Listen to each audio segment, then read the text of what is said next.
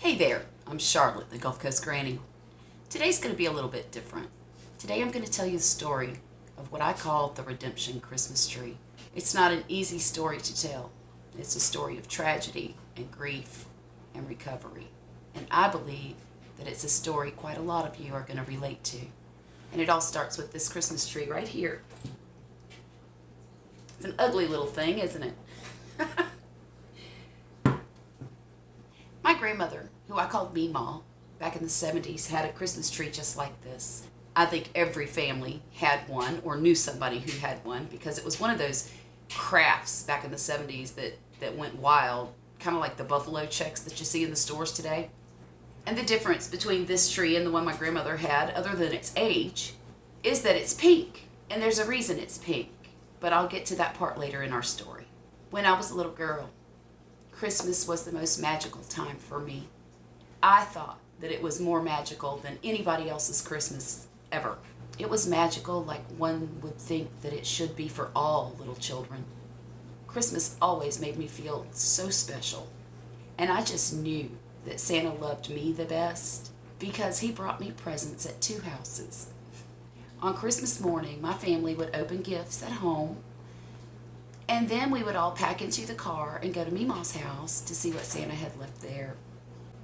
And we'd have lunch there, all the normal foods you'd see at the holidays. And I thought that I had the best family and the best presents and the best memories of anybody that I knew, anybody that I could think of. All of that changed the Christmas of 1974 when I was 8 years old. My mother died 10 days before Thanksgiving that year. Her death was very sudden and violent and traumatic. It changed me forever, and it changed our family forever.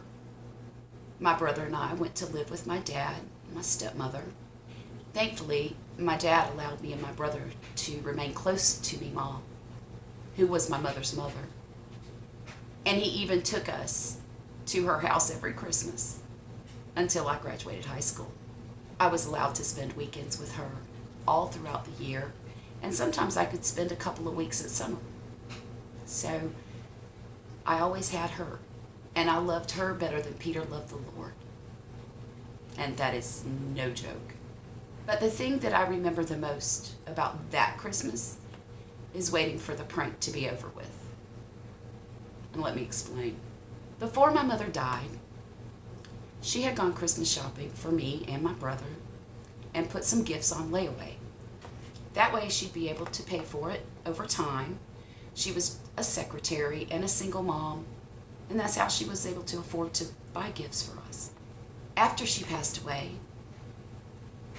Meemaw went to the store and paid out that layaway and brought our gifts home and wrapped them for us and put them under the tree. So that Christmas when we got there, Meemaw started handing out the gifts. And I noticed that some of them said, "From Mama." And initially, it was a shock to see that. And scary. I mean, I knew she was gone. I had been to her funeral. I had seen her laying at rest. I wondered, how did these gifts get here? So every time I opened one of the gifts that said "From Mama," I would watch the front door. And I kept looking out the front door. And I waited for her to walk through the door and tell me what an awful mistake there had been and that my nightmare was over, and so was hers. And that's what I thought was going to happen. I watched that front door the whole day. And I remember at one point getting very distracted. And my brother opened the front door to go outside to play with one of his toys. And my heart nearly exploded with excitement. And the next minute, when I saw him walk out the door, it was completely crushed with disappointment. I spent that entire day expecting and hoping and daydreaming. And then I was crushed again.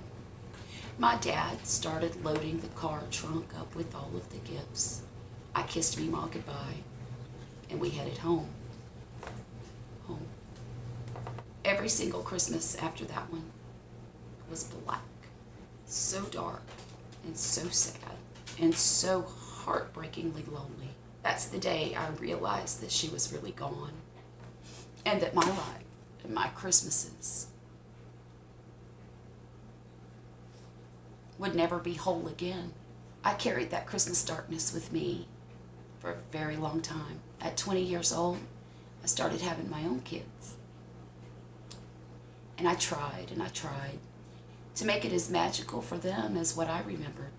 And I kept falling short, and it just never felt right. It never felt right because there was a cloud of grief that had engulfed me, and my heart just wasn't in it. After the older kids became teenagers, I just gave up. Everyone in the family knew that Christmas made me crazy and anxious and, in general, a hot mess. And then I met Poppy, and things began to change a little bit. He was a Christmas lover, and he believed in decorating and hot chocolate and It's a Wonderful Life and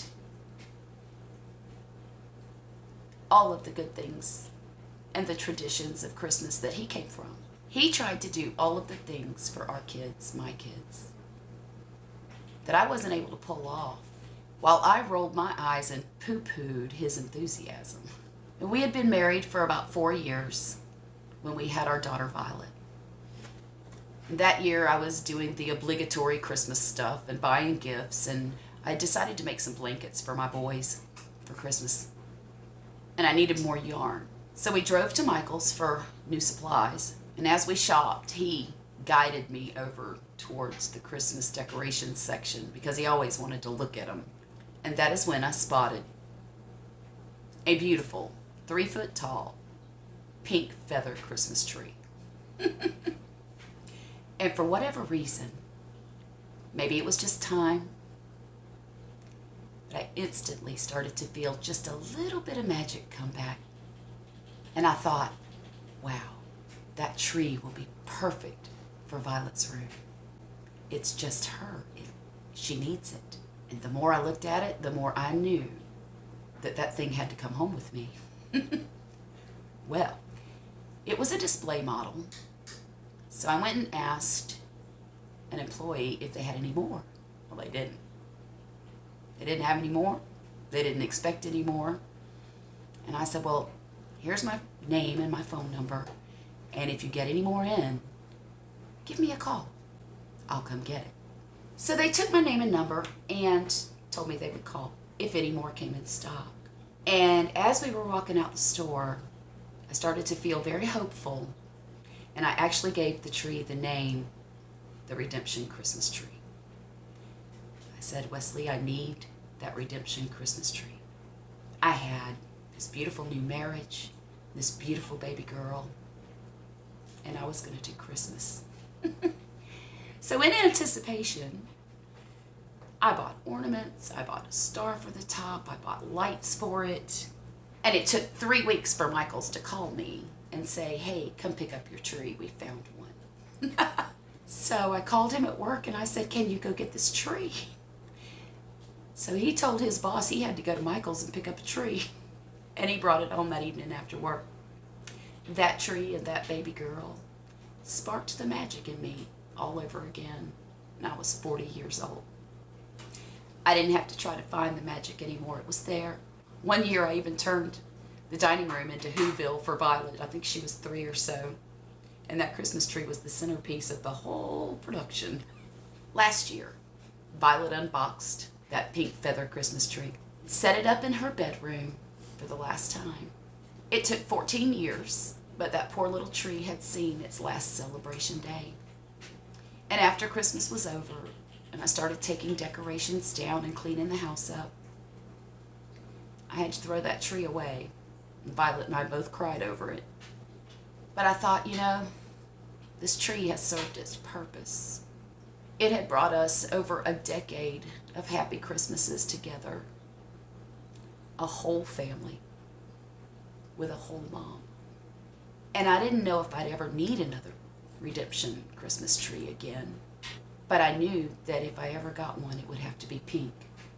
So ironically, The same thing that happened 14 years ago, 14 years ago at Michael's, happened again yesterday at Walmart. Poppy and I had to go find some new wrapping paper because the stuff we had was old and it was just time for new wrapping paper. And we were perusing the aisles of the Christmas decorations, and all of a sudden I looked up, and on the very top shelf was one of those green, ugly ceramic Christmas trees that Meemaw had.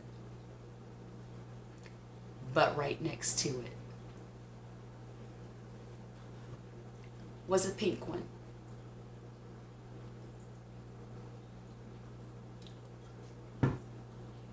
And I knew beyond a shadow of doubt that that tree was coming home with me. It felt like someone had made this tree just for me, just for my situation. So I bought it. There's no moral to this story. There isn't any wisdom either. It's just my story, and I felt the need to share it for anybody who's felt the same darkness and loneliness at Christmas time. Just so you know that you're not alone. Y'all have a great day and a Merry Christmas. And I'll talk to you again real soon, all right?